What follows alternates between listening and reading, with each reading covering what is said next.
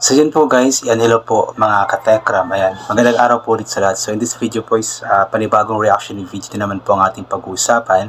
But this time po is hindi muna tayo ulit manood ng vlog mula sa Tekram channel.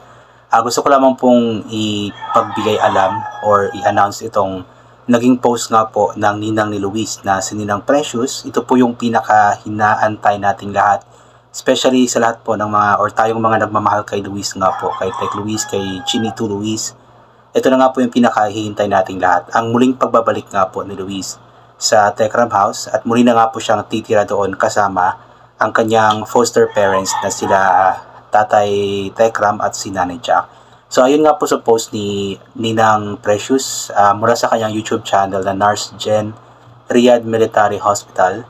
Ayon po sa kanya, here we go mga katekram, mga katek Luis, paghahanda sa pagsalubong sa pagbabalik ni Kuya Luis sa tahanan ng kanyang pangalawang mga magulang, Tatay Ramil and Nanay Jack, ngayong Sabado, September 13, 2025. Abangan nyo po ang celebration live via Tekram Vlog channel ngayong Sabado, September 13. So ito po ay post po mismo ng Ninang ni Luis. Inulit ko nga po na si Ninang Precious.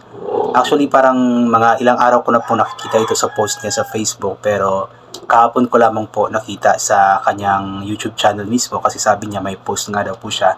So ito na nga po yung inaantay nating lahat. So I'm sure na may tataas na naman ang blood pressure nito, especially yung mga nakikipagpustahan nga po na talagang hindi na daw babalik pang muli sa pagtira si Luis doon sa Manalastas family. Yung nagawin ko nga po ng reaction video nung nakaraan na talagang sigurado siya na hindi na daw talaga babalik si Luis sa Manalastas family. Hindi na daw titira pa. So I'm sure na talagang tataas ang blood pressure nun kapag nalaman nga po niya na si Luis nga po is magbabalik na nga po talaga ng tuluyan sa Tekram House sa Manalastas family this coming September 13 po. So ito po yung pinaka inaantay nating lahat. Ito yung pinaka gusto nating lahat na muling makabalik nga po si Luis, kasi simula po ng minahal natin si Luis since 2020s, andun na nga po siya.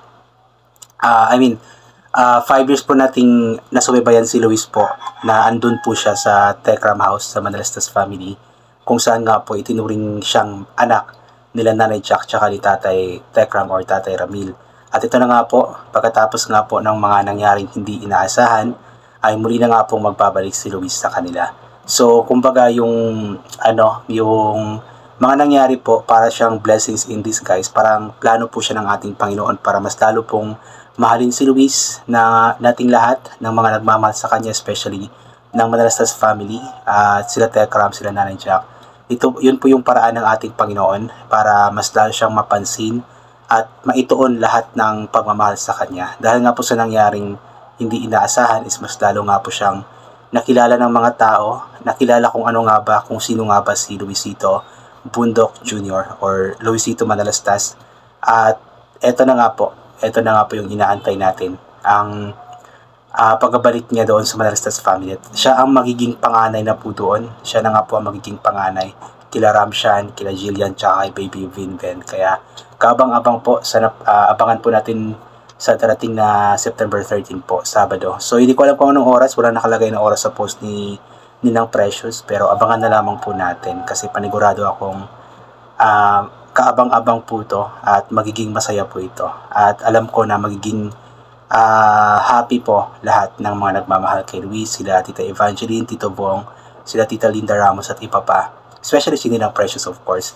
At kasi alam naman natin kasi na si Luis po talaga is talagang mahal na mahal po talaga niya ang Manalastas family. Patunay na po dyan is yung pabalik-balik nga po niya doon. Talagang namimiss po niya ang Manalastas family. Talagang nahihiya lamang siya, pero namimiss po talaga niya kasi doon nga po siya 5 years nakatira. So mahirap pong kalimutan yung 5 years na nandoon siya. Kaya especially yung mga kaibigan niya na nandoon din po, mga ka-churchmate niya. Kaya eto, hindi na niya kailangan pang bumiyahe ng mga ilang oras, 2 oras or 3 para makapunta sa Manalastas compound or makabalik sa kanilang bahay.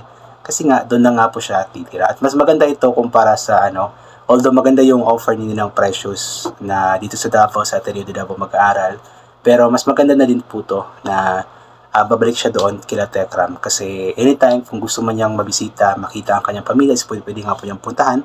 Or kung gusto nga po siyang mapuntahan ng kanyang pamilya, is pwede rin po siyang puntahan. So marami pong mga naging masaya. So ito pong iilan sa mga komento na nakita ko po doon. Basahin po natin.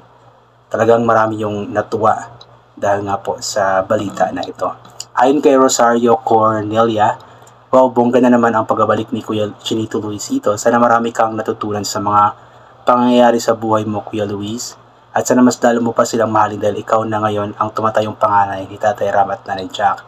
Ipakita at paramdam mo na karapat dapat kang tawagin kuya ni na Jace, Jillian, at Raven. God bless you always. Yun nga po yung sinasabi ko na siya na nga po ang magiging panganay doon sa tatlo nga po niyang ituturing na kapatid dahil nga po alam naman po natin na yung dating panganay is ano lang pala, hindi totoong naging panganay kundi naging plastic lang pala sila. At pasisya po, hinihingal po ako. Ayon naman po kay Carrie, Angeline, Nogid, ayan. Good decision, Kuya Luis. Maraming excited na sa pagbabalik mo sa Tekram House. Simula pa dati, ikaw ang gusto kasi nabaitan ako sa'yo. Pakabait ka at mag-aral na mabuti kasi lahat ng yan para din yan sa'yo balang araw. Diyan ang pamilya mo, Tekram family, tita Ninang Precious mo. God bless you all po. Pray always, Kuya. Yan. Dami po talagang excited talaga sa muling pagbabalik ni Luis sa Manalastas family. Ito. Mula kay Joey Ortal. Ninang, totoo na sakit kasi dibdib ko kung ano-ano kasi pinanira ginagawa nila sa anak ko din si Luis.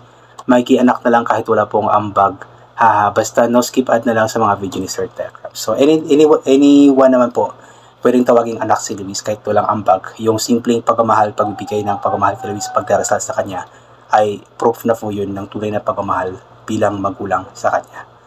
Ayan. Galing naman po kay Michelle Permi. Welcome back Kuya Luis sa Tekram House. Mahalin mo sila ng tunay gaya ng pagmamahal nila sa iyo. Yan. Panigurado yan. Alam ko na mahal talaga ni Luis ng tunay ang Tekram family, especially ang kanyang tatay Tekram at Nanay Jack. Galing naman po kay Marie Chris Balmelero. Wow, super blessed talaga ni Kuya Luis kay Ninang Nars Jen niya. Always be humble, Luis. Sumunod ka lang kay Tatay Ram. Hindi ka mapapahamak. Yes, true. Basta sumunod lamang talaga sa magulang, talagang hindi mapapahamak ang bata. At alam ko na susundin na talaga ni Luis si Tekram ngayon. Especially na na-realize na nga po niya na mali po yung nagawa niya dati. Ito naman po galing kay Baen Laheri. Abangan namin yung Ninang Precious. Salamat Ninang Precious sa pagmamahal kay Kuya Luis. Ingat ka dyan lagi and God bless yan. Daming nag-aabang. Ito po, Melissa Joanna Ardales. Looking forward to his comeback. Thank you so much Ninang Precious for your pure heart and genuine love for Tek Luis. God is good all the time. Yes, always talagang God is good. Ayan. Ito naman po, galing kay Jolene Nacario. Ayan. Yes, yan ang inabangan ko. Thank you Ninang Precious sa Manalastas family sa pagmamahal kay Kuya Chinito Luis. Ayan. Daming nakaabang. Kaabang-abang talaga to. Ayan. So, yun na nga pala yun. So, yun. Abangan po natin sa darating na Sabado nga po. So, sana abangan po natin ang live sa YouTube channel Tekram. Ang pagbabalik nga pong muli ni Luis sa Tekram House. So, God bless po sa ating lahat at bye for now po.